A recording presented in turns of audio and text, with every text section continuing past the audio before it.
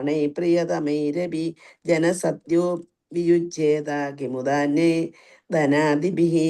വിവർത്തനശീല പ്രഭാതിക്ക് G. പരമമായ കാലത്തിന്റെ സ്വാധീനത്തിലുള്ള ആരായാലും അയാൾക്ക് അത്യന്തം പ്രിയപ്പെട്ട പ്രാണൻ പരിത്യാഗം ചെയ്തേ മതിയാകൂ എന്നിരിക്കെ മറ്റു വിഷയങ്ങളായ സമ്പത്ത്, യശസ്, മക്കൾ, ഭൂസ്വത്ത്, ഭവനം എന്നിവയെക്കുറിച്ച് എടുത്തു പറയേണ്ടതായിട്ടുണ്ടോ? ഹരേ കൃഷ്ണ മാതാജി, പ്രണാമം.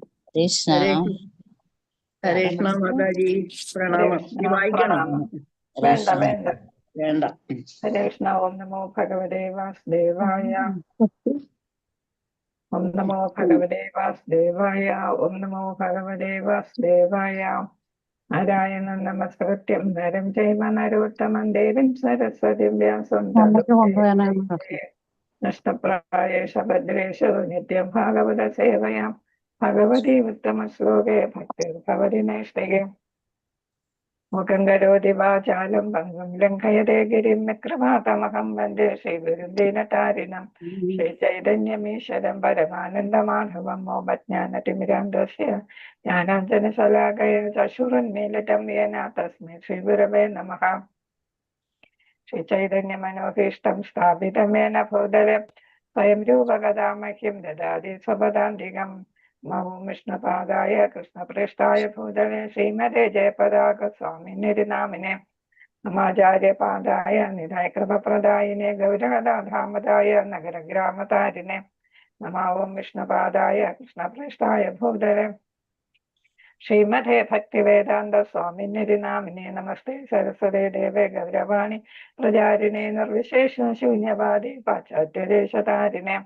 ജയ ശ്രീകൃഷ്ണ ചൈതന്യ പ്രഭു നിത്യാനന്ദ ശ്രീ അദ്വൈത ഗദാധര ശ്രീവാസാദി ഗൗര ഭക്തവൃന്ദ. ഹരേ കൃഷ്ണ കൃഷ്ണ കൃഷ്ണ ഹരേ ഹരേ ഹരേ രാമ രാമ രാമ ഹരേ ഹരേ. ഹരേ കൃഷ്ണ. ശ്രീ ശ്രീരാധാ ഗോവിന്ദ മണ്ഡൽ ഇസ്കോൺ മംഗലാപുരത്തിന്റെ ഷോർട്ട് ഭാഗവതം ക്ലാസ്സിലേക്ക് എല്ലാവർക്കും സ്വാഗതം. ഹരേ കൃഷ്ണ. ഹരേ കൃഷ്ണ മാതാജി, എല്ലാവർക്കും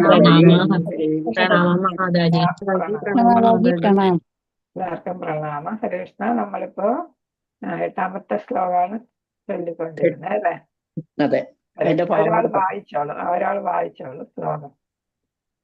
ഓ നമോ ഭഗവതേ വാസുദേവായ. തത്രോപജന്മുർഭുവനം പുനാന മഹാനുഭാവ മുനിയാസശിഷ്യഃ പ്രായേണ തീർത്ഥാഭിഗമാപദേശേ സ്വയം ഹി തീർത്ഥാനി പുനന്തി തന്തഃ. വിവർത്തനം ആ സമയം സാന്നിധ്യത്താൽ മാത്രം തീർത്ഥാടന സ്ഥലങ്ങളെ പോലും യഥാർഹമായി പരിശുദ്ധമാക്കാൻ തക്ക കഴിവുള്ള മുനിമാരും സകല മഹാത്മാക്കളും ചിന്തകന്മാരും അവരുടെ ശിഷ്യന്മാരോടൊപ്പം തീർത്ഥയാത്ര എന്ന വ്യാജേന അവിടെ എത്തിച്ചേർന്നു. ഹരേ കൃഷ്ണ മാതാജി. അപ്പൊ തീർത്ഥയാത്ര എന്നുള്ള രീതിക്കാണ് അവിടെ എത്തിയത്. വാസ്തവത്തിൽ എന്താണ്, പരീക്ഷിത്ത് മഹാരാജാവ് എന്തെന്നോ പ്രായവാസം അല്ലെ, മരണം വരെ ഉപവസിക്കുന്നു. 7 ദിവസമാണ് പറഞ്ഞിട്ടുള്ളത് അല്ലേ. അപ്പൊ അത്രയും ദിവസം ഉപവസിക്കുന്നു എന്ന് മനസ്സിലാക്കിയിട്ട് അറിഞ്ഞിട്ട് എല്ലാവരും അദ്ദേഹത്തെ കാണാനും അതേപോലെ തന്നെ ശുഭമഹർഷി വരും എന്നറിയാം അദ്ദേഹത്തിൽ നിന്ന് ഭാഗവതം കേൾക്കാനും ഒക്കെ ആയിട്ടാണ് എത്തിച്ചേർന്നത്. ഭാവാർത്ഥം ശ്രീല പ്രഭുപാദർക്ക് ജയ്. പരിശുദ്ധ മഹാരാജാവ് മരണം വരെ ഉപവാസവ്രതം അനുഷ്ഠിക്കാൻ ഗംഗാ നദീ തീരത്ത് ഉപവിഷ്ടനായെന്ന വാർത്ത പ്രപഞ്ചത്തിന്റെ നാനാഭാഗത്തും വ്യാപിച്ചപ്പോൾ സന്ദർഭത്തിന്റെ പ്രാധാന്യം മനസ്സിലാക്കാൻ കഴിഞ്ഞ മഹത്തുക്കളും മുനിമാരുമെല്ലാം തീർത്ഥാടനത്തിനെന്ന വ്യാജേന അല്ലെ അവിടെ എത്തിച്ചേർന്നു. അപ്പൊ വ്യാജേന തീർത്ഥാടനത്തിനെന്നുള്ള ഗംഗയിൽ കുളിക്കാൻ എന്നുള്ള വ്യാജേന അവിടെ എത്തിച്ചേർന്നു. എവിടെയാണ്? പ്രപഞ്ചത്തിന്റെ നാനാഭാഗത്തും വ്യാപിച്ചു എന്നാണ് അല്ലെ. ഗംഗാ തീരത്തെത്തിയ കാര്യം പ്രപഞ്ചത്തില് മിക്ക ഭാഗങ്ങളിലും എത്തിച്ചേർന്നു എന്നാണ്. യഥാർത്ഥത്തിൽ അവരൊക്കെ പരിശുദ്ധ മഹാരാജാവിനെ കാണാനാണ് വന്നത്, അല്ലാതെ തീർത്ഥാടനാർത്ഥം പുണ്യനദിയെ സ്നാനം ചെയ്യാനല്ല. എന്തെന്നാൽ പുണ്യം ചെയ്യാനല്ല, പുണ്യനദിയില് സ്നാനം കുളിക്കാനല്ല വന്നത്. കാരണം എന്താ പറയുന്നത്? അവരെല്ലാം തീർത്ഥാടന സ്ഥലത്തെ പോലും പരിശുദ്ധമാക്കാൻ തക്ക കഴിവുള്ളവരായിരുന്നു. അപ്പൊ അവര് ഇനി കുളിച്ചിട്ട് അവര് പരിശുദ്ധരാകണ്ട. പിന്നെ എന്താണ്, അവര് എവിടെ എത്തുന്നോ അവിടെ എല്ലാം എന്തായിട്ട് മാറും? തീർത്ഥാടന സ്ഥലമായിട്ട് മാറും. എല്ലാം പറഞ്ഞു വിതുരരെ പോലെ അല്ലെ. സാധാരണ മനുഷ്യർ എല്ലാ പാപങ്ങളിൽ നിന്നും മുക്തരായി പരിശുദ്ധരാകാൻ തീർത്ഥാടന കേന്ദ്രങ്ങളിൽ പോകുന്നു. അവരുടെ പാപങ്ങളാൽ തീർത്ഥാടന സ്ഥലങ്ങൾ പങ്കിലമാകുന്നു.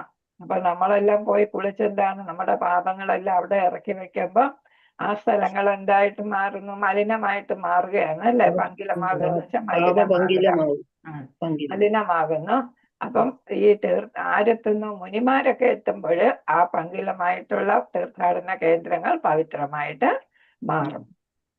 അങ്ങനെ ക്രമാധികമായി പാപപങ്കിലമായിരുന്ന തീർത്ഥാടന സ്ഥലങ്ങളൊക്കെ രാജാവിനെ കാണാനെത്തിയ മഹാത്മാക്കളുടെ സാന്നിധ്യത്താൽ പരിശുദ്ധമായി തീർന്നു. അപ്പൊ ഗംഗയിൽ പാപങ്ങൾ ചെയ്തവരുമെന്ന് കുളിച്ച് അവിടെ എന്തെങ്കിലും മാലിന്യം ഉണ്ടായെങ്കിൽ, പാപങ്ങളുടെ മാലിന്യം ഉണ്ടായെങ്കിൽ ഈ മഹാത്മാക്കളൊക്കെ എത്തിയപ്പോ എന്ത് ചെയ്തു? അവിടെ തന്നെ അവിടെയൊക്കെ എന്തായി? പരിശുദ്ധമായി.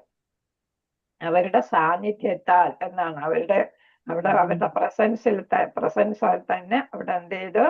അവിടെ പവിത്രമായി. പരിശുദ്ധ മഹാരാജാവിനെ സന്ദർശിക്കാനെത്തിയ മുനിമാർക്ക് സാമാന്യ ജനങ്ങളെ പോലെ സ്വയം പരിശുദ്ധമാകുന്നതിൽ അത്ര വലിയ താല്പര്യമൊന്നും ഉണ്ടായിരുന്നില്ല. കാരണം എന്താണ്? അവര് അല്ലെങ്കിൽ പരിശുദ്ധരാണ് അല്ലെ, ശുദ്ധ സത്വഗുണത്തിലൊക്കെ എത്തിയവരാണ്. എന്നാൽ ആ പുണ്യനദിയിൽ സ്നാനം ചെയ്യാനെന്ന വ്യാജേന മഹാരാജാവിനെ സന്ദർശിക്കാൻ വന്നെത്തി. അപ്പൊ എന്താണ്? കുളിക്കാൻ എന്നുള്ള പേരിൽ അവര് വരികയായിരുന്നു ചെയ്തത്. എന്തെന്നാൽ ശിവദേവ ഗോസ്വാമിയാൽ ശ്രീമദ് ഭാഗവതം അരുളി ചെയ്യപ്പെടുമെന്ന് ശ്രീമദ് ഭാഗവത ഉപദേശം അവർക്ക് മുൻകൂട്ടി കാണാൻ കഴിഞ്ഞു. അപ്പൊ അവർക്ക് കേൾക്കണം ഈ ഭാഗവത ഉപദേശം. അവരെല്ലാവരും മഹത്തായ ഈ അനുകൂല സന്ദർഭത്തെ പ്രയോജനപ്പെടുത്താൻ ആഗ്രഹിച്ചു. ഇതെപ്പോഴും കിട്ടുന്ന അല്ലല്ലേ, അവർക്ക് ചിലപ്പോ എന്താണ് ആദ്യമായിട്ട് കിട്ടുന്ന ഒരു അവസരമാണല്ലേ. അവർ വ്യാസദേവന്റെ ഭാഗവതം ചിലപ്പോ വായിക്കുക, അങ്ങനെ എവിടെന്നെങ്കിലും വായിക്കാൻ പറ്റൂലല്ലോ, എഴുതപ്പെട്ടിട്ടില്ല, കേട്ടിട്ടുണ്ടാകും. പക്ഷെ എന്താണ്, ഇതേപോലെ ശുഖമഹർഷിയാൽ എന്താണ് ഉപദേശിക്കപ്പെടുന്ന ഭാഗവതം കേൾക്കാൻ കിട്ടുന്ന ആദ്യത്തെ അവസരമായിരിക്കാം ഇത്. ഹരേ കൃഷ്ണ. ശ്ലോകം 9:10. ഓം നമോ ഭഗവതേ വാസുദേവായ. അപ്പൊ ശ്രവണത്തിന്റെ മാഹാത്മ്യം അവർക്ക് അറിയാം അല്ലെ. ശ്രവണമാണ് ഏറ്റവും പ്രധാനം. അപ്പൊ അത് ഉത്തമനായിട്ടുള്ള ഒരു ഭക്തനിൽ നിന്നാണ് കേൾക്കാൻ പോകുന്നത് അല്ലെ. അപ്പൊ അത് കേൾക്കുന്ന ആളും ഉത്തമ ഭക്തനാണ്. അപ്പൊ അവരിൽ ഒരാളായിട്ട് മാറാനായിട്ട് എല്ലാവരും, എല്ലാ മഹത്തുക്കളും ആഗ്രഹിച്ചു എന്നാണ് ഇവിടെ പറയുന്നത്. 9:10. ഓം നമോ ഭഗവതേ വാസുദേവായ. ഇവിടെ എത്തിച്ചേർന്ന മുനിമാരാരൊക്കെയാണ്? പ്രധാനപ്പെട്ടവരുടെ പേരുകളാണ് ഇവിടെ എഴുതിയിരിക്കുന്നത്. അത്ര, വസിഷ്ഠ, പിന്നെ എന്താണ്, ശവന, ശരദ്വാർ അല്ലെ, അരിഷ്ടനേമിർ, ഭൃഗുരംഗിരാശ, പരാശരോ ഗാദിസുധോദരാമ, ഉദധ്യ ഇന്ദ്ര പ്രമഥേപ്ന ബാഹോ, മേധാതിഥിർദേവല ആഷ്ടിഷേണോ, ഭരദ്വേജോ ഗൗതമ പിപ്പലാദ, മൈത്രേയ ഔർവ കവശ കുംഭയോനിർ, ദ്വൈപായനോ ഭഗവത നാരദശ. ഇപ്പൊ ഈ പേരുകളൊക്കെയാണ് ഇവിടെ കൊടുത്തിട്ടുണ്ട്. അത്രി മുതൽ നാരദൻ, എല്ലാ പ്രപഞ്ചത്തിലെ നാനാഭാഗത്തു നിന്നും അവിടെ എത്തിച്ചേർന്ന വിവിധ ദിവ്യ പുരുഷന്മാരുടെ നാമധേയങ്ങൾ. അപ്പൊ അവിടെ എത്തിയ മഹത്തുക്കള് കുറച്ചു പേരുടെ, ചിലരുടെ അല്ലെ, ഏറ്റവും വിശിഷ്ടമായവരുടെ, ശ്രേഷ്ഠരായവരുടെ പേരുകളാണ് ഇവിടെ പറഞ്ഞിരിക്കുന്നത്. വിശ്വവിവർത്തനം ഭാഗവത ശില പ്രഭാതർക്ക് ജയം. വിശ്വപ്രപഞ്ചത്തിന്റെ നാനാഭാഗത്തു നിന്നും ഋഷിശ്രേഷ്ഠരായ അത്രി, ചവനൻ, ശരദ്വാൻ, അരിഷ്ടനേമി, ഭൃഗു, വസിഷ്ഠൻ, പരാശരൻ, വിശ്വാമിത്രൻ, അങ്കിരൻ, പരശുരാമൻ, ഉദധ്യൻ, പ്രമദൻ, ഇന്ദ്രബാഹു, മേധാതിഥി, ദേവലൻ, ആഷ്ടിഷേണൻ, ഭരദ്വാജൻ, ഗൗതമൻ, പിപ്പിലാദൻ, മൈത്രേയൻ, ഔർവൻ, കവശൻ, കുംഭയോനി, ദ്വൈപായനൻ, ദേവർഷി നാരദൻ എന്നിവർ അവിടെ എത്തിച്ചേർന്നു. കുറച്ച് പേരുകളൊക്കെ നമുക്ക് നല്ല പരിചയമുണ്ട് അല്ലേ. മാതാജി, ഇന്ദ്രപ്രമദം കഴിഞ്ഞിട്ട് അടുത്തത് എന്തുവാ? യിത്മബാഹുവോ? എവിടെ കിടക്കുന്ന?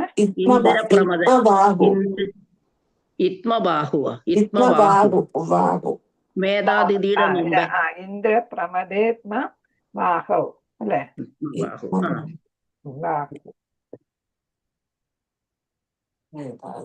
അതാ ബാഹു തന്നെ, സംസ്കൃതത്തിൽ അങ്ങനെ തന്നെ പറയുന്ന. ഹരേ കൃഷ്ണ.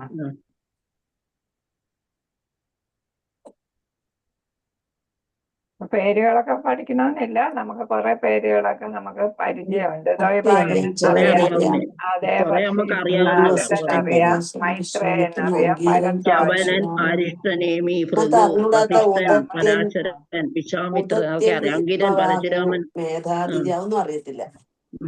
അപ്പൊ കുറച്ച് പേരുകളൊക്കെ നമുക്ക് പരിചയം. എന്ന് വെച്ചാൽ ചുരുക്കം എന്താണ്, മഹാഋഷിമാരാണ് അല്ലെ അവരെല്ലാവരും എന്നുള്ളതാണ്. ഒരുപാട് സിദ്ധികളും ഒക്കെ ഉള്ളവരാണ് ഇവിടെ എത്തിയിരിക്കുന്നവര് എന്നാണ്. ഭൃഗു, വസിഷ്ഠൻ, പരാശരൻ, വിശ്വാമിത്രൻ, അങ്കിരൻ, ചിത്രകേതുവിന് പുത്രനെ നൽകിയ ആളാണ് അങ്കിരൻ അല്ലെ, പരശുരാമൻ. അങ്ങനെ പ്രധാനപ്പെട്ട ആളുകളെല്ലാം ഋഷിമാരെല്ലാം ഋഷീശ്വരന്മാരെന്ന് നമ്മൾ പറയാം അല്ലെ. ഋഷീശ്വരന്മാരെല്ലാം അവിടെ എത്തിച്ചേർന്നു. ഓരോരുത്തരെ കുറിച്ച് ഇവിടെ വിശദമായിട്ട് പറയുന്ന പ്രധാനപ്പെട്ടവരെ വിശദീകരണം കൊടുക്കുന്നുണ്ട്. ഭാവാർത്ഥം. ആരാണ് ചവന മഹർഷി? ഇദ്ദേഹം ഒരു മഹാമുനിയും ഭൃഗുമുനിയുടെ 6 പുത്രന്മാരിൽ ഒരുവനുമാകുന്നു. മുനിയെ നമുക്കറിയാലോ, ഭഗവാന്റെ ഏതാണ് മാറിടത്തിൽ ചവിട്ടിയ ആളാണ് അല്ലെ ഭൃഗുമുനി. അപ്പൊ അത് അത്രയ്ക്ക് വലിയ ഭക്തനാണ് അല്ലെ. അപ്പം ഭഗവാൻ ചോദിച്ചത് അങ്ങയുടെ കാല് വേദനിച്ചോ എന്നാണ് ചോദിച്ചത്. എന്റെ കാഠിന്യമേറിയ മാറത്ത് ചവിട്ടിയപ്പോ അദ്ദേഹത്തിന്റെ പാദം വേദനിച്ചോ എന്നാണ്. അപ്പൊ അതെ, ശ്രീവത്സം. അപ്പൊ ആ മറുകും മായ്ക്കാതെ എന്ന് വെച്ചാൽ അത്രയ്ക്ക് ശുദ്ധ ഭക്തനാണ് ചവിട്ടിയിരിക്കുന്നത് അല്ലെ. അപ്പൊ ആ ഇതാണ് പ്രേമ ഭക്തിയിലാണ്. അപ്പൊ അത് കാരണമാണ് അത് മായ്ച്ചു കളയാത്തത്. അപ്പൊ 6 പുത്രന്മാരിൽ ഭൃഗുമുനിയുടെ 6 പുത്രന്മാരിൽ ഒരുവനാണ് ചവന മഹർഷി. ഗർഭിണിയായിരുന്നപ്പോൾ അപഹരിക്കപ്പെട്ട മാതാവ് അകാലത്തിൽ ഇദ്ദേഹത്തെ പ്രസവിച്ചു. അടുത്ത ഭൃഗു. നമുക്ക് കഥയൊന്നും നോക്കാൻ പോകണ്ട. ഭൃഗു വരുണന് വേണ്ടിയിട്ട് ബ്രഹ്മാവ് ഒരു മഹത്തായ യാഗം നടത്തുന്ന വേളയിൽ ഭൃഗു മഹർഷിയും യാഗാഗ്നിയിൽ നിന്നും ജന്മമെടുത്തു. അപ്പം ബ്രഹ്മാവ് വരുണന് വേണ്ടിയിട്ട് യാഗം നടത്തിയപ്പോ ആ യാഗാഗ്നിയിൽ നിന്നാണ് ഭൃഗു മഹർഷി ഉടലെടുത്തത്. അദ്ദേഹം ഒരു മഹാമുനിയും അദ്ദേഹത്തിന്റെ പ്രിയപ്പെട്ട പത്നി പുലോമയും ആയിരുന്നു. ദുർവാസാവ്, നാരദൻ തുടങ്ങിയവരെ പോലെ അദ്ദേഹത്തിന് ആകാശത്തിലൂടെ സഞ്ചരിക്കാൻ കഴിയുന്ന സിദ്ധികളൊക്കെ ഉണ്ട് അല്ലെ. പ്രപഞ്ചത്തിലെ എല്ലാ ലോകങ്ങളും സന്ദർശിക്കുക എന്നത് അദ്ദേഹത്തിന്റെ പതിവായിരുന്നു. കുരുക്ഷേത്ര യുദ്ധത്തിന് മുമ്പ് അത് ഒഴിവാക്കാൻ അദ്ദേഹം കഴിയുന്നത്ര യത്നിച്ചിരുന്നു. കാരണം അദ്ദേഹത്തിന് അറിയാം യുദ്ധം കഴിയുമ്പോ പാണ്ഡവര് മാത്രമേ അവശേഷിക്കൂ എന്നുള്ളത് അദ്ദേഹത്തിന് അറിയാം. അതുകൊണ്ട് അദ്ദേഹം എന്താണ്, ജനങ്ങൾക്ക് വേണ്ടിയിട്ട് അല്ലെ ഒരു ശ്രമം നടത്തുകയായിരുന്നു. അത്രയും പേര് മരണപ്പെടണ്ട എന്ന് വെച്ചിട്ട്. ജ്യോതിശാസ്ത്ര സംബന്ധമായ പരിണാമത്തെ കുറിച്ച് അദ്ദേഹം പലപ്പോഴും ഭരദ്വാജൻ മുനിക്ക് വിവരം നൽകിയിരുന്നു. അപ്പൊ അദ്ദേഹത്തിന് ജ്യോതിശാസ്ത്രം അറിയാം. അപ്പൊ കുരുക്ഷേത്ര യുദ്ധത്തിന്റെ വരായികകളും അത് കാരണം അദ്ദേഹത്തിന് അറിയാം. മഹത്തായ ജ്യോതിശാസ്ത്ര ഗണിതമായ ഭൃഗു സംഹിതയുടെ രചയിതാവും അദ്ദേഹമാണ്. സൂക്ഷ്മ ആകാശത്തിൽ നിന്നും വായു, അഗ്നി, ജലം, പൃഥ്വി എന്നിവ രൂപപ്പെടുന്നത് എങ്ങനെയെന്നും അദ്ദേഹം വിശദമാക്കി. ഏതിലാണ്? ഈ ഭൃഗു സംഹിതയില്, ജ്യോതിശാസ്ത്ര ഗ്രന്ഥത്തില്. ആമാശയത്തിലെ വായു കുടലിനും ചെറുകുടലിനും പ്രവർത്തിക്കുന്നത് എങ്ങനെയെന്നും അവയെ നിയന്ത്രിക്കുന്നത് എങ്ങനെയെന്നും അദ്ദേഹം വിശദമാക്കി. നമുക്ക് എല്ലാവർക്കും ഇപ്പൊ ഒരു ഗ്യാസ് ട്രബിൾ ഉണ്ടല്ലേ. അപ്പൊ ഇതിനെ കുറിച്ചൊക്കെ ആര് പഠനം നടത്തിയിരുന്നു? ഭൃഗു മുനി പഠനം നടത്തിയിരുന്നു എന്നാണ്. അപ്പൊ എത്ര വർഷം മുമ്പ് എന്നുള്ളതാണ്. ഒരു മഹാദാർശനികൻ എന്ന നിലയിൽ, ഫിലോസഫർ എന്ന നിലയിൽ ജീവസത്തയുടെ സനാതനത്വത്തെ കുറിച്ച് അദ്ദേഹം ന്യായശാസ്ത്രാനുസാരം സ്ഥിരീകരിച്ചു. അപ്പൊ നമ്മൾ സനാതന ധർമ്മം പാലിക്കണം എന്നുള്ളതും അദ്ദേഹം എന്ത് ചെയ്ത മഹാഭാരതത്തില് അല്ലെ പറയുന്ന. അതിലും സനാതന ധർമ്മത്തെ കുറിച്ചാണല്ലോ പറയുന്നത്. യുദ്ധം ഒരു വിഷയമായിട്ട് വരുന്നെങ്കിലും അതിലെന്തിനെ കുറിച്ചാണ്? സനാതന ധർമ്മത്തെ കുറിച്ചാണ് അതില് പ്രധാന വിഷയം അല്ലെ. അത് മഹാഭാരത യുദ്ധത്തിൽ എങ്ങനെ നടന്നു, എങ്ങനെ അത് സാധ്യമാക്കി എന്നുള്ളതാണ്. അദ്ദേഹം ഒരു മഹാനായ നരവംശ ശാസ്ത്ര വിദഗ്ധനായിരുന്നു. നൃവിജ്ഞാനി. എന്ന് വെച്ചാൽ നരന്മാരല്ലേ. അപ്പൊ എന്തൊക്കെ ക്വാളിഫിക്കേഷനും ഭൃഗു മഹർഷിക്ക് ഉണ്ടായിരുന്നതെന്നാണ് നമ്മൾ ഇത്രയും അറിഞ്ഞിട്ടില്ലായിരുന്നു അല്ലെ. മാത്രവുമല്ല ദീർഘകാലത്തിന് മുമ്പ് തന്നെ അദ്ദേഹം പരിണാമ സിദ്ധാന്തത്തെ കുറിച്ച് വിശദമാക്കിയിരുന്നു അല്ലെ. ഇവല്യൂഷണറി തിയറി, അതിനെ കുറിച്ച് അദ്ദേഹം ഡാർവിനൊക്കെ മോഡേൺ യുഗത്തിലാണ് അതിനെക്കുറിച്ചൊക്കെ പഠനം നടത്തിയത് അല്ലേ? പരിണാമ സിദ്ധാന്തം. അപ്പൊ ഇവിടെ ഭൃഗു മഹർഷി ഏത് കാലഘട്ടത്തിലെ ആരുടെ കാലം, ശുഗ മഹർഷിയുടെ ഒക്കെ കാലഘട്ടത്തിന് മുമ്പേ തന്നെ അതിനെക്കുറിച്ചൊക്കെ വിവരിച്ചിരുന്നു എന്നാണ്. കൂടാതെ വർണ്ണ ആശ്രമധർമ്മ വ്യവസ്ഥിതി എന്നറിയപ്പെടുന്ന സമൂഹത്തിലെ 4 വർണ്ണങ്ങളെയും 4 ആശ്രമങ്ങളെയും കുറിച്ച് ശാസ്ത്രീയമായി പ്രതിപാദിക്കുന്നവനും അഥവാ തത്വനിർദ്ദേശകനും ആയിരുന്നു അദ്ദേഹം. ഇത് എങ്ങനെ നമ്മൾ നടപ്പിലാക്കണം, അത് നടപ്പിലാക്കിയാൽ സമൂഹത്തിന് എന്തൊക്കെ നേട്ടങ്ങളുണ്ട്, അത് നടപ്പിലാക്കിയില്ലെങ്കിൽ വരുന്ന ദോഷങ്ങൾ, അതൊക്കെയാണ് നമ്മളിപ്പോ അനുഭവിക്കുന്നത് അല്ലേ? അപ്പൊ അതിനെക്കുറിച്ചെല്ലാം ശാസ്ത്രീയമായിട്ട് പഠനം നടത്തിയെന്നാണ്. ക്ഷത്രിയ രാജാവായ വീതഹവ്യനെ അദ്ദേഹം ബ്രാഹ്മണനായി പരിവർത്തനം ചെയ്തു. അപ്പൊ എന്താണ്, തത്വസംഹിതകളും സനാതന ധർമ്മവും എല്ലാം പാലിച്ച് ക്ഷത്രിയ രാജാവിനെ ആരായിട്ട് മാറ്റി, ബ്രാഹ്മണനായിട്ട് മാറ്റുകയും ചെയ്തു. എന്ന് വെച്ചാൽ ബ്രാഹ്മണ ക്വാളിറ്റീസ് എല്ലാം അദ്ദേഹത്തില് സൃഷ്ടിക്കാനായിട്ട് അല്ലെ, പരിവർത്തനം നടത്താനായിട്ട് ഉപദേശങ്ങളൊക്കെ നൽകി അങ്ങനെ മാറ്റിയെടുക്കാനായിട്ട് സാധിച്ചു. ഇപ്പൊ ക്ഷത്രിയനേക്കാൾ ഉന്നതനാണ് ബ്രാഹ്മണൻ അല്ലെ? അപ്പൊ ബ്രാഹ്മണികൾ ക്വാളിറ്റീസ് ഒക്കെ അദ്ദേഹത്തില് വളർത്തിയെടുത്തു എന്നാണ്. അടുത്ത വസിഷ്ഠൻ. അപ്പൊ അത് ശ്രീമദ് ഭാഗവതത്തില് 1-ാം സ്കന്ധത്തിലെ 9-6 നമ്മൾ പഠിച്ചു കഴിഞ്ഞതാണ് അല്ലെ? അടുത്ത പരാശരൻ. വസിഷ്ഠ മുനിയുടെ പൗത്രനും വ്യാസദേവന്റെ പിതാവുമാണ് ഇദ്ദേഹം. വസിഷ്ഠന്റെ പുത്രന്റെ പുത്രൻ, വ്യാസദേവന്റെ പിതാവ്. മഹർഷി, നമുക്കതറിയാം അല്ലെ? മഹർഷി ശക്തിയുടെ പുത്രനായ ഇദ്ദേഹത്തിന്റെ മാതാവിന്റെ നാമം അദൃശതി എന്നായിരുന്നു. അപ്പൊ ഇദ്ദേഹത്തിന്റെ മാതാപിതാക്കൾ എന്ന് പറയുന്നത് ആരാണ്? മഹർഷി ശക്തിയും മാതാവ് അദൃശ്യതയും ആയിരുന്നു. ഇദ്ദേഹത്തിന്റെ മാതാവിന് 12 വയസ്സ് മാത്രം പ്രായമുള്ളപ്പോൾ ഇദ്ദേഹം മാതൃഗർഭത്തിൽ ആയിരുന്നു. മാതൃഗർഭത്തിലായിരിക്കുമ്പോൾ തന്നെ ഇദ്ദേഹം വേദങ്ങൾ അഭ്യസിച്ചു. ആരാണ്? പരാശരൻ. കൽമഷാപാദൻ എന്ന അസുരൻ ഇദ്ദേഹത്തിന്റെ പിതാവിനെ വധിച്ചു. പിതാവാരാണ്? ശക്തി അല്ലെ? അതിന് പ്രതികാരം ചെയ്യാനായി മുഴുവൻ പ്രപഞ്ചത്തെ നശിപ്പിക്കാൻ ഇദ്ദേഹം ആഗ്രഹിച്ചുവെങ്കിലും പിതാമഹനായ വസിഷ്ഠൻ അദ്ദേഹത്തെ അതിൽ നിന്ന് പിന്തിരിപ്പിച്ചു. എന്നാൽ ഇദ്ദേഹം രാക്ഷസനെ വധിക്കുന്ന ഒരു യജ്ഞം അനുഷ്ഠിച്ചു. എന്നാൽ മഹർഷി പുലസ്ത്യൻ സംയമനം പാലിക്കാൻ ഇദ്ദേഹത്തെ ഉപദേശിച്ചു. അപ്പൊ എന്താണ്, ഒരു വേണ്ടാത്ത കാര്യം ചെയ്യുമ്പം മറ്റു മഹർഷിമാരൊക്കെ സദുപദേശം നൽകാനായിട്ട് എത്തിച്ചേരും എന്നാണ് നമ്മൾ ഇതിൽ നിന്ന് മനസ്സിലാക്കേണ്ടത് അല്ലെ?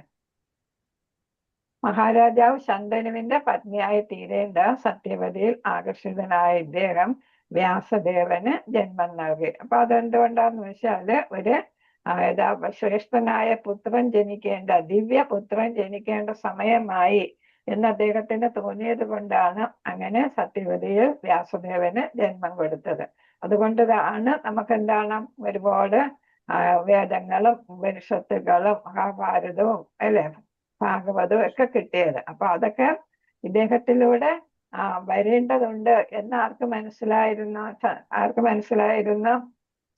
പരാശരന് മനസ്സിലായിരുന്നു അല്ലെ? പരാശര മുനിയുടെ അനുഗ്രഹത്താൽ സത്യവതി മൈലുകളോളം സൗരഭ്യം പരത്തുന്നവളായി തീർന്നു. കാരണം എന്താണ്? അത് മത്സ്യകന്യകയാണ് അല്ലെ? അപ്പൊ മത്സ്യത്തിന്റെ മണം വരും. അതിന് പകരം എന്താണ്? സൗരഭ്യമാണ് അവരുടെ ദേഹത്തിൽ നിന്ന് ഉണ്ടായത്. ഭീഷ്മദേവന്റെ മരണസമയത്ത് സത്യവതിയും സന്നിഹിതനായിരുന്നു. ഇദ്ദേഹം ജനക മഹാരാജാവിന്റെ ആത്മീയ ഗുരുവും ശിവന്റെ മഹാഭക്തനും ആയിരുന്നു. ജനക മഹാരാജാവിന്റെ ആത്മീയ ഗുരുവാണ് പരാശരൻ, ശിവന്റെ മഹാഭക്തൻ. നിരവധി വേദശാസ്ത്രങ്ങളുടെയും സാമൂഹ്യ നിർദ്ദേശങ്ങളുടെയും രചയിതാവുമായിരുന്നു ഇദ്ദേഹം. അപ്പൊ ഒരു ഇതാണ് യമുന തീരത്തുള്ള മഹർഷിമാരുള്ള ആരാണ് പരമോന്നതനായി ത്രിമൂർത്തികളിൽ ആരാണ് പരമോന്നതൻ എന്ന് മനസ്സിലാക്കാനാണ് ഇദ്ദേഹത്തെ അയച്ചത് അല്ലെ? അപ്പൊ ഒരു ബ്രഹ്മാവിന്റെ അടുത്ത് പോയപ്പോൾ ബ്രഹ്മാവ് എന്ത് ചെയ്ത വേണ്ട വിധത്തിൽ സൽക്കരിച്ചില്ല. ശിവന്റെ അടുത്ത് പോയപ്പോഴും എന്താണ് പിന്നെ ഇങ്ങോട്ട് അടി കിട്ടുന്ന പോലെ ദേഷ്യപ്പെട്ടു. ശിവൻ അങ്ങനെയാണല്ലോ അല്ലെ? ക്രോധം വരും പെട്ടെന്ന്, ലക്ഷ്യപ്രകോപിയാണ്. അപ്പൊ അവിടെ പോയിട്ടൊക്കെ അവരെ അവഹേളിക്കുന്ന തരത്തിലൊക്കെ സംസാരിക്കുകയൊക്കെ ചെയ്യും. കാരണം എന്താണ്, അവരുടെ ക്ഷമയെ അതൊക്കെ പരിശോധിക്കാൻ വേണ്ടിയിട്ട്. അതേസമയം ഇവിടെ വന്നപ്പോഴ്, വിഷ്ണുവിന്റെ അടുത്ത് വന്നപ്പോഴ് വിഷ്ണു എന്താണ് യോഗനിദ്രയിലായിരുന്നു അല്ലെ. എന്നിട്ട് എന്താണ്, ആ ഭക്തൻ വന്നത് അറിഞ്ഞില്ല എന്ന് പറഞ്ഞിട്ടാണ് ചവിട്ടിയത്. അപ്പോഴാണ് ഉണർന്നിട്ട് കാല് വേദനിച്ചോ എന്നൊക്കെ ചോദിക്കുന്നത്. അപ്പൊ എന്താണ്, ഏറ്റവും ക്ഷമയൊക്കെ ഉള്ള ആരാണെന്ന് മനസ്സിലായി. ആ വിഷ്ണുവിനാണ് ഏറ്റവും ക്ഷമയുള്ളത്. അപ്പം ശ്രേഷ്ഠൻ ആരാണ്, ത്രിമൂർത്തികളിൽ ശ്രേഷ്ഠൻ ആരാണ്, വിഷ്ണു ആണെന്ന് സ്ഥാപിക്കാനായിട്ട് അങ്ങനെ സാധിച്ചു. അപ്പം മഹാമുനിമാരടുത്തെല്ലാം അദ്ദേഹം വിഷ്ണുവാണ് ത്രിമൂർത്തികളിൽ ശ്രേഷ്ഠനെന്ന് അവർക്ക് ഉപദേശിച്ചു കൊടുക്കുകയുണ്ടായി. സാമൂഹ്യ നിർദ്ദേശങ്ങൾ, നിരവധി വേദശാസ്ത്രങ്ങളുടെയും സാമൂഹ്യ നിർദ്ദേശങ്ങളുടെയും രചയിതാവായിരുന്നു ഇദ്ദേഹം. അപ്പൊ പരാശര മുനിയെ കുറിച്ചുള്ള വിശദ വിവരങ്ങളാണ് നമ്മളിപ്പോ പഠിച്ചത്. ഒരുപാട് ഗുണങ്ങളാണ് നമ്മൾ അറിഞ്ഞൂടാത്ത, നമുക്കറിയാൻ പറ്റാത്ത ഒരുപാട് കാര്യങ്ങളാണ് നമ്മൾ ഇതിൽ നിന്നും മനസ്സിലാക്കിയത്. അതൊക്കെ 2-3 പ്രാവശ്യം ഒന്ന് വായിച്ചു നോക്കുക മനസ്സിൽ തങ്ങാൻ വേണ്ടിയിട്ട്. അടുത്ത വിശ്വാമിത്രൻ, അദ്ദേഹത്തിന്റെ വേറൊരു പേരാണ് ഗാധി സുതൻ. തപശ്ചര്യയുടെയും അതായത് വൈരാഗ്യത്തിന്റെയും ദിവ്യ രഹസ്യങ്ങൾ ഉൾക്കൊള്ളുന്ന നിഗൂഢ ശക്തികളുടെയും അധിപനായ ഒരു മഹാ ഋഷി. കന്യാകുബ്ജം എന്ന പ്രവിശ്യയുടെ ഉത്തർപ്രദേശത്തിന്റെ ഒരു ഭാഗം കന്യാകുബ്ജം. ഈ ഹർഷരാജാവിന്റെ ആ കാലഘട്ടത്തിൽ വളരെ പ്രസിദ്ധമായതായിരുന്നു കന്യാകുബ്ജം എന്ന് പറഞ്ഞ തീർത്ഥാടന കേന്ദ്രമാണ്. ഹരേ കൃഷ്ണ. ആ പ്രവിശ്യയുടെ ഉത്തർപ്രദേശത്തില് പ്രബലനായ രാജാവ് ഗാധി ഇദ്ദേഹത്തിന്റെ പിതാവാകയാൽ ഇദ്ദേഹം ഗാധി സുതൻ എന്നും അറിയപ്പെട്ടു. അപ്പൊ ജന്മം കൊണ്ട് ഇദ്ദേഹം ആരായിരുന്നു, ക്ഷത്രിയനായിരുന്നു അല്ലെ. വിശ്വാമിത്രൻ ക്ഷത്രിയനായിരുന്നു. ഗാധി എന്ന രാജാവിന്റെ മകനാണ് ഗാധിസുതൻ. ജന്മം കൊണ്ട് ക്ഷത്രിയനെങ്കിലും സ്വന്തം ആത്മീയ സംപ്രാപ്തങ്ങളുടെ ശക്തിയാൽ ഇദ്ദേഹം അതേ ഭൗതിക ശരീരത്തിൽ ബ്രാഹ്മണനായി തീർന്നു. അപ്പൊ നേരത്തെ ഒരാളിനും ബ്രാഹ്മണനാക്കി നമ്മൾ പഠിച്ചു അല്ലെ, പരാശരൻ. അപ്പൊ ഇവിടെ എന്താണ്, സ്വന്തമായിട്ട് തന്നെ ഇത് ക്ഷത്രിയ ശരീരത്തില് അദ്ദേഹം ഏത് ഗുണങ്ങൾ വളർത്തിയെടുത്ത്, ബ്രാഹ്മണ ഗുണങ്ങൾ അല്ലെ. അങ്ങനെ അദ്ദേഹം ബ്രാഹ്മണനായി തീർന്നു. അങ്ങനെയാണ് ഉപദേശകനും ആചാര്യനും ഒക്കെ ആയിട്ട് മാറിയത്. ക്ഷത്രിയ രാജാവായിരിക്കുമ്പോൾ വസിഷ്ഠ മുനിയുമായി പിണങ്ങിപ്പിരിഞ്ഞ ഇദ്ദേഹം മംഗന്ധ മുനിയുടെ സഹകരണത്തോടെ ഒരു മഹായാഗം അനുഷ്ഠിക്കുകയും അങ്ങനെ വസിഷ്ഠ മുനിയുടെ എല്ലാ പുത്രന്മാരെയും പരാജയപ്പെടുത്താൻ ഇദ്ദേഹത്തിന് കഴിയുകയും ചെയ്തു. അപ്പൊ വസിഷ്ഠൻ എവിടെയാണ്, ഏത് രാജ്യത്തെയാണ്, കൗസല അല്ലെ. കോസല രാജ്യത്തിലെ ഉപദേശകനാണ് അല്ലെ വസിഷ്ഠൻ. രാമചന്ദ്രന്റെയൊക്കെ രാജ്യത്തിലെ ഉപദേഷ്ടാവായിരുന്നില്ലേ വസിഷ്ഠമുനി. അപ്പൊ അത് അറിയാമല്ലോ അല്ലെ. ഹരേ കൃഷ്ണ. അപ്പൊ അദ്ദേഹവുമായിട്ടാണ് എന്താ പിണങ്ങിയത്. അപ്പൊ അങ്ങനെ എന്താണ് ഇതാണ് വലിയൊരു യാഗം നടത്തി അദ്ദേഹം മഹായോഗിയായി തീർന്നു. എന്നിട്ടും ഇന്ദ്രിയ സംയമനത്തിൽ പരാജയപ്പെടുകയാൽ ലോക ഇതിഹാസത്തിലെ സൗന്ദര്യ റാണിയായ ശകുന്തളയുടെ പിതാവായി തീരാൻ ബാധ്യസ്ഥനായി തീർന്നു. അപ്പൊ എന്താണ്, ബ്രാഹ്മണ ഗുണങ്ങളെല്ലാം വളർത്തിയെടുത്ത് ബ്രാഹ്മണനായി അങ്ങനെ യാഗം നടത്തി മഹായോഗിയായിട്ട് മാറി. എന്നിട്ട് എന്താണ്, അദ്ദേഹത്തിന് ഇന്ദ്രിയങ്ങളെ നിയന്ത്രിക്കാനായിട്ട് സാധിച്ചില്ല. തപസ്സിരുന്നപ്പോഴാണ് ആര് വന്നത്, ഉർവശി അല്ലെ. ഉർവശിയാണോ മേനകയാണോ? മേനകയുടെ എനിക്ക് ഓർക്കുന്നില്ല ഞാന്. അപ്പൊ നിങ്ങൾ പറഞ്ഞത് ഞാൻ അത് വിശ്വസിച്ച് പറയുന്നു. മേനകയുടെ സൗന്ദര്യത്തില് അദ്ദേഹത്തിന് ഇന്ദ്രിയ സംയമനം പരാജയപ്പെട്ടു അല്ലെ. അങ്ങനെ എന്ത് ചെയ്തു, ശകുന്തളയ്ക്ക് ജന്മം നൽകുകയായിരുന്നു ചെയ്തത്. ക്ഷത്രിയ രാജാവായിരിക്കുമ്പോൾ ഒരിക്കൽ വസിഷ്ഠ മുനിയുടെ ആശ്രമം സന്ദർശിച്ച അദ്ദേഹത്തിന് രാജകീയ സ്വീകരണം ലഭിച്ചു.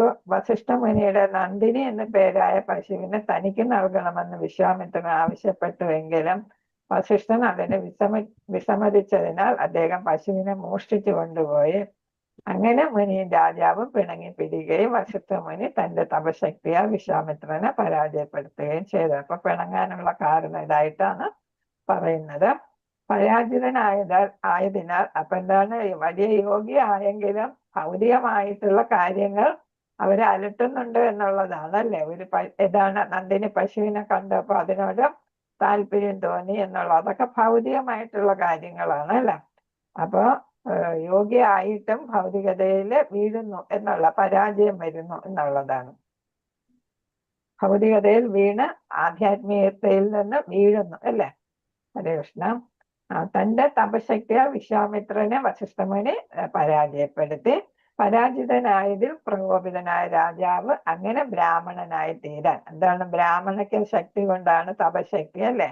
അതുകൊണ്ടാണ് ഇദ്ദേഹത്തെ രാജാവിനെ തോൽപ്പിക്കാനായിട്ട് സാധിച്ചത്. അതുകൊണ്ട് ഞാനൊരു രാജാവ്. അപ്പൊ അവിടെ എന്താണ്, ഒരു വാശിയും വൈരാഗ്യവും ഒക്കെയാണ് അല്ലെ ശരിക്കും ആധ്യാത്മികമായിട്ടുള്ള ഭഗവാനെ പ്രാപിക്കണം എന്നുള്ള ലക്ഷ്യത്തോടെയല്ല ബ്രാഹ്മണനായി തീർന്നത് അല്ലേ? അപ്പൊ അതാണ് ഇന്ദ്രിയങ്ങളെ നിയന്ത്രിക്കാനൊക്കെ സാധിക്കാതെ പോയതും അതുകൊണ്ടായിരിക്കണം. ബ്രാഹ്മണനായി തീരുന്നതിന് മുമ്പ് കൗശിക നദീതീരത്ത് അദ്ദേഹം അതികഠിനമായ തപസ് അനുഷ്ഠിച്ചു. അങ്ങനെയാണ് കൗശികൻ എന്നുള്ള പേരുണ്ട് അല്ലെ? കൗശിക നദീതീരത്ത് അദ്ദേഹം കഠിനമായ തപശ്ചര്യ അനുഷ്ഠിച്ചു. കുരുക്ഷേത്ര യുദ്ധം ഒഴിവാക്കാനായി പരിശ്രമിച്ചവരിൽ ഒരാളുമായിരുന്നു വിശ്വാമിത്രൻ. അപ്പൊ അദ്ദേഹത്തിന് എന്തൊക്കെ പേരുണ്ട്? ആദ്യത്തെ എന്ത് പേര്? ഗാധീസുരൻ എന്ന പേരുണ്ട്. പിന്നെ ഏതാണ്? വിശ്വാമിത്രൻ എന്നുണ്ട്. പിന്നെ പേരെന്താണ്? കൗശികൻ അല്ലെ എന്നുള്ള പേരും ഉണ്ട്. അപ്പൊ അതൊക്കെ കിട്ടാനുള്ള സാഹചര്യങ്ങളൊക്കെ ഓർത്തു വയ്ക്കുക. അങ്കിരാൻ ബ്രഹ്മദേവന്റെ 6 മാനസപുത്രരിൽ ഒരുവനും ദേവഗുരുവായ ബൃഹസ്പതിയുടെ പിതാവുമാണ് ഇദ്ദേഹം. അപ്പൊ അങ്കിരാൻ എന്ന് പറയുന്നത് ബൃഹസ്പതിയുടെ പിതാവാണ്. ബ്രഹ്മാവിന്റെ മാനസപുത്രൻ അല്ലെ? ഒരു മാനസപുത്രര്. ബ്രഹ്മാവിന്റെ മാനസപുത്രൻ എന്ന് വെച്ചാൽ എന്താണ്? അദ്ദേഹത്തിന്റെ മനസ്സിൽ നിന്ന് അല്ലെങ്കിൽ അദ്ദേഹത്തിന്റെ ശരീരഭാഗങ്ങളിൽ നിന്ന് ഉടലെടുക്കുന്നവരാണ് അല്ലെ? സാധാരണ സ്ത്രീ പുരുഷ ബന്ധമില്ലാതെ ജന്മെടുത്തവരാണ് ഇതൊക്കെ. അതെ, ബ്രഹ്മദേവന്റെ മാനസപുത്രനാണ്. ഹരേ കൃഷ്ണ.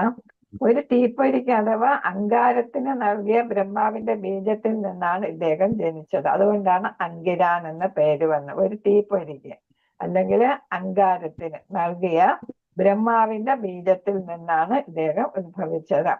അപ്പൊ അതാണ് തീപ്പൊരിക്ക് അല്ലെങ്കിൽ അങ്കാരത്തിന് ബ്രഹ്മാവ് ഒരു ബീജം നൽകി അതിൽ നിന്നാണ് ഇദ്ദേഹം ജനിച്ചത് കൊണ്ടാണ് അങ്കിരാൻ എന്ന പേര് വന്നത്. ഉദധ്യനും സംവർത്തനും ഇദ്ദേഹത്തിന്റെ പുത്രന്മാരാണ്. ഗംഗാ നദിയുടെ തീരത്ത് അലോകാനന്ദ എന്നറിയപ്പെടുന്ന സ്ഥലത്ത് ഇദ്ദേഹം ഇപ്പോഴും തപശ്ചര്യയും ഭഗവത് നാമജപവും അനുഷ്ഠിക്കുന്നതായി പറയപ്പെടുന്നു. എന്ന് വെച്ചാൽ അവരെല്ലാം ചിരഞ്ജീവികളായിട്ടാണ് കണക്കാക്കപ്പെടുന്നത് അല്ലെ? പരശുരാമൻ അല്ലെ, പിന്നെ ആരാണ് നമ്മുടെ ഹനുമാൻജി, അവരൊക്കെ ചിരഞ്ജീവികളായിട്ടാണ് കണക്കാക്കുന്നത്. അപ്പൊ അതേപോലെ അങ്കിരാനും ആരായിട്ടാണ് പറയുന്നത്? ചിരഞ്ജീവി. പരശുരാമൻ അത് നമ്മൾ നേരത്തെ വായിച്ചതാണ് 9:6 അല്ലെ? ഹരേ കൃഷ്ണ. താല്പര്യമുള്ളവരൊന്ന് മറിച്ച് നോക്കിയാൽ മതി. ഉദധ്യാൻ അംഗീര മഹർഷിയുടെ 3 പുത്രന്മാരിൽ ഒരുവൻ മന്ദാത മഹാരാജാവിന്റെ ആത്മീയ ഗുരുവായിരുന്നു. അംഗീര മഹർഷി അല്ലേ നമ്മളിപ്പോ വായിച്ചത്? അദ്ദേഹത്തിന്റെ 3 പുത്രന്മാരിൽ ഒരുവൻ മന്ദാത മഹാരാജാവിന്റെ ആത്മീയ ഗുരു. സോമപുത്രിയായ, സോമൻ എന്ന് വെച്ചാൽ ആരാണ്? ചന്ദ്രൻ അല്ലെ? ചന്ദ്രന്റെ പുത്രി ഭദ്രയെ ഇദ്ദേഹം പരിണയിച്ചു. സോമൻ എന്ന് പറയുമ്പോൾ ചന്ദ്രൻ ദേവനാണ് അല്ലെ? അപ്പൊ അദ്ദേഹത്തിന്റെ മകളായ ഭദ്രയാണ് വിവാഹം കഴിച്ചത്. ജലദേവനായ വരുണൻ ഇദ്ദേഹത്തിന്റെ പത്നി ഭദ്രയെ അപഹരിച്ചതിൽ പ്രതികാരം ചെയ്യാനായി ഇദ്ദേഹം ലോകത്തെ മുഴുവൻ ജലവും കുടിച്ചെത്തിച്ചു. അപ്പൊ എന്താണ്? വരുണനോട് വാശി തീർക്കാൻ വേണ്ടിയിട്ട് എന്ത് ചെയ്തു? അപ്പൊ നമ്മൾ മനസ്സിലാക്കുന്നത് ശുദ്ധ ഭക്തർക്ക് ചിലപ്പോൾ ഭൗതികമായിട്ടുള്ള വൈരാഗ്യങ്ങളൊക്കെ കാണുന്നുണ്ട് എന്നുള്ളതാണ്. നമ്മൾ അതിലൊന്നും പെടരുത്.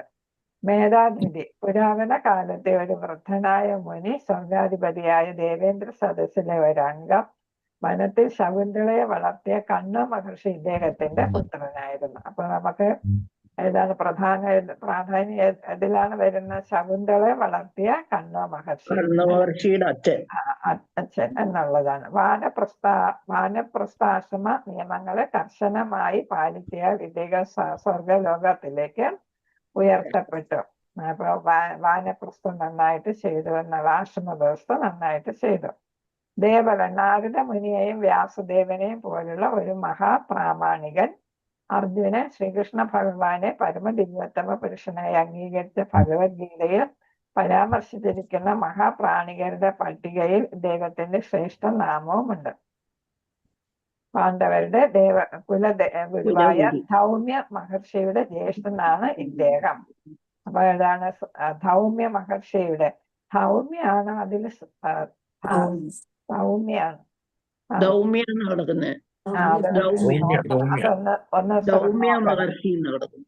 അതൊന്ന് നോക്കണം പേര്. എനിക്ക് നോക്കാൻ സമയം കിട്ടിയില്ലായിരുന്നു. അപ്പൊ അതൊന്ന് നോക്കണം. മഹർഷിയുടെ പേര് ഇത് തന്നെയാണോ? കൃഷ്ണ ഇദ്ദേഹം കുരുക്ഷേത്ര യുദ്ധാനന്തരം മഹാരാജാവ് യുധിഷ്ഠിരനെ സന്ദർശിച്ചു. ക്ഷത്രിയരെ പോലെ സ്വയംവരം നടത്തി ഇഷ്ടമുള്ള വരനെ തിരഞ്ഞെടുക്കാൻ അദ്ദേഹം സ്വന്തം പുത്രിയെ അനുവദിച്ചു. അപ്പൊ എന്താണ്, മുനിയാണെങ്കിലും എന്ത് അനുവദിച്ചു എന്ന ക്ഷത്രിയരുടെ രീതിയിൽ മകൾക്ക് സ്വാതന്ത്ര്യം കൊടുത്ത് വരനെ സ്വീകരിക്കാം. ആ സ്വയംവര പന്തലിൽ യുവാക്കളായ എല്ലാ ഋഷിപുത്രന്മാരെയും ഇദ്ദേഹം ക്ഷണിച്ചു. ചിലരുടെ അഭിപ്രായത്തിൽ ഇദ്ദേഹം അസിതദേവനൻ എന്ന മഹർഷി അല്ല. അസിതദേവനൻ എന്നുള്ള പേര് നമ്മൾ ഭഗവത്ഗീതയിൽ കേട്ടിട്ടുണ്ട്. അപ്പൊ അതല്ല എന്നാണ്. കൃഷ്ണ ഭരദ്വാജന് നമ്മൾ നേരത്തെ വായിച്ചതാണ്. പിന്നെ വരുന്നത് ഗൗതമൻ. പാഞ്ചകൽപത രൂപസ്ഥ കൃപാ സിന്ധുഭേവജ പതിദാന പാവനേഭ്യ വൈഷ്ണവേഭ്യോ നമോ